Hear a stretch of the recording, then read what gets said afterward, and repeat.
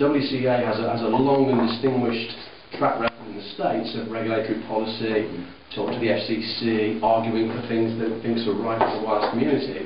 And at the same time, Sprint being a sort of supporter of that, then invited lots of people sort of globally who had a similar interest in spectrum management to join this Global Development Committee.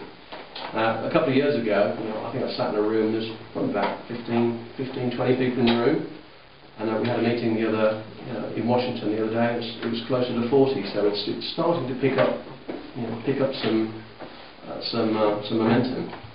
The central ethos being that it's an operator forum and it's a regulatory policy forum. It's not vendors like WiMAX would be or UMTS, sorry, or other technologies. Of course you are. It is about arguing for things like technology neutrality, access to spectrum, regulatory policy that is not specifically targeted at a particular technology, and it's done that in the States for many years, but it hasn't particularly done it in Europe, it hasn't particularly done it in Asia. And of course, this being a global industry, regulatory policy in those places is really quite important for everybody, because we all want customers to transfer, we all want an ecosystem to work in places, and particularly in those days, Sprint wanted some way of getting international. Otherwise, they simply become an island, and outside that island, what happens? So that we would like to run with them big time. I think everybody would. So the US Army and stuff.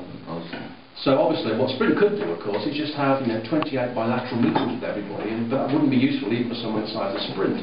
So they say the vehicle for which discussions on spectrum, discussions on access, discussions on technology and regulatory policy, including people moving, is better done outside of a particular vested interest, and in an organisation that has a reputation for being fairly neutral on this subject, but can lobby regulators, can lobby the FCC, can lobby the ECC, can lobby Europe, could go to some of the Asian regulators, some of the African regulators, and start the same.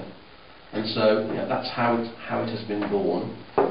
It operates with, I think, about 40 members now, something like that. 43. 40? Oh, sorry, I'm guessing now. It operates with about sort of 40 members. There are sort of monthly calls where particular guest speakers come on. In the last few calls, there have been discussions with financial people on the credit crunch.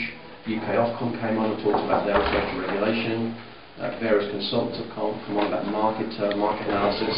So it's a place where you just come and share ideas, come and share experience, and where the WCA builds up its expertise globally.